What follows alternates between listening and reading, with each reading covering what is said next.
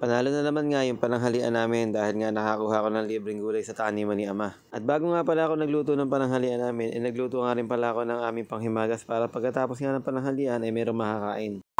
Hey, what's up guys mga kaibigan? Ito, namimitas tayo ng mga talbos ng kamote dito sa taniman ni Ama. Bali kung hindi nga ako nagkakamali, ito pala yung mga binhi na binigay ko sa kanya nung ako ay may tanim pang talbos sa aming bukid. Pagkapitas ko nga ay dali-dali ko namang hinugasan dito sa aming lababo. At ganoon din pala, namitas din pala ako ng ilang pirasong kamyas na gagamitin natin pampaasim dito sa ating mga gagawing luto mamaya. Masarap kasing gamitin yung kamyas pagka pampapaasim mo talaga.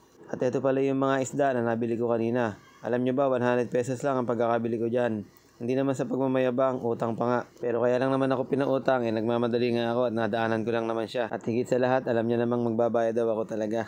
Pero sa totoo lang, ako yung isa rin sa klase ng tao na takot sa utang. Pero kung minsan nga, talagang hindi maiwasan, lalo na pagka mga pagkakataon, hindi natin inaasahan, nagipit tayo. Pero bago pa nga tayo magkadramahan, eto nga, naghihiwa na ako ng sibuyas na pula. Isang maliit lang yan na sibuyas na pula at 2 pirasong kamatis na medyo mahinog-hinog na rin. At ang gagawin ko pala sa kamyas, hihiwain ko lang ng ganyan kalalaki o pwede rin naman mas maninipis pa. Depende na lang sa iyo kung anong gusto mong hiwa. Tapos maghihiwa rin ako ng kapirasong luya. Tapos eto nga, na-prepare na natin lahat ng ating mga ingredients na gagamitin. Napakasimple lang nito at napakadali pa.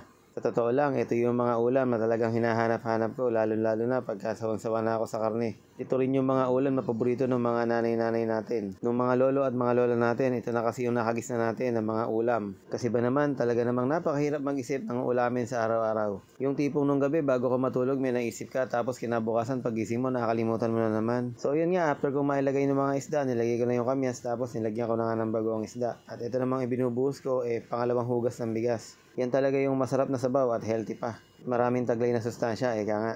Bali, tinakpan ko lang pala ito para nga mabilis kumulo. Tapos kung mapapansin nyo, nag-iba na yung kulay ng ating kamyas. Pero hindi na nangangahulugan, naluto na yan. Lalo na nga yung mga isda kung minsan hindi pa masyadong abot yung pagkakaluto niyan. Mas maganda nga kung medyo pagtatagalin natin itong kumukulo. Binabati ko pala si Yolanda Indon sa Maniego ng San Rafael, Bulacan. Si Maylin Gonzaga ng Cabuyao, Laguna.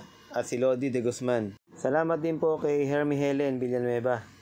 Ngayon naman, ilalagay na nga natin yung ating mga pinitas na talbos ng kamote. At kailangan niya sa mga oras na ito, luto na yung sinaing mo at napakabilis lang maluto ng talbos ng kamote pagka inilagay mo na nga dito sa kumukulong sabaw. Bali, pwede ka rin palang gumamit ng ibang klaseng gulay dito. Pwede ka rin gumamit ng kangkong, pwede kang gumamit ng pechay o ng mustasa. Kung ano lang yung available, hindi naman talaga tayo maselan pagdating sa gulay. Ang mahalaga naman ay meron tayong isda, meron tayong gulay. At ito rin pala yung ating panghimagas pagkatapos natin kumain ng tanghalian. So hindi ko na nga ito na-video kanina. Madali lang naman to, saging, langka at saka sago. Bali, nilagyan ko lang ito ng kalahating kilong asukal. So hahanguin ko na pala at salamat sa inyong panonood. Talaga namang hindi ko na mapigilan tumikim ulit. Napakasarap kasi naman.